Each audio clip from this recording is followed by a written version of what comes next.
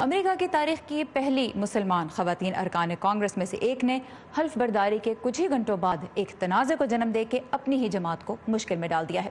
Michigan سے ایوان نمائندگان کے لیے منتخب ہونے والی رشیدہ طلیب نے ایک تقریب کے دوران سٹیج پہ صدر ٹرمپ کے خلاف نازیبا لفظ استعمال کرتے ہوئے انہیں مواخذے کے ذریعے عہدے سے ہٹانے کا ارادہ ظاہر کیا۔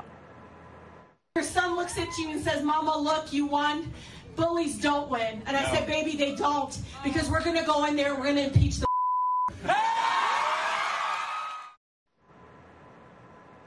یہ ویڈیو منظر عام پہ آنے کے بعد صدر ٹرمپ اور ان کی جماعت ریپبلکن پارٹی کے ارکان نے تو اس پہ فوری منفی رد عمل ظاہر کیا۔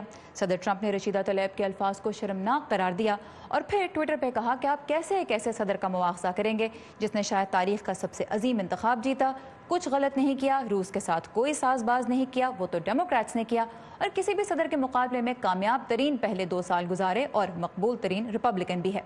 اب رشیدہ طلیب کے اس بیان پہ ان کی اپنی جماعت کی قائد اور ایوان نمائندگان کی اسپیکر نینسی پیلوسی کو بھی یہ واضح کرنا پڑا کہ اس وقت ڈیموکریٹک پارٹی صدر کے مواخذے کا ارادہ نہیں رکھتی۔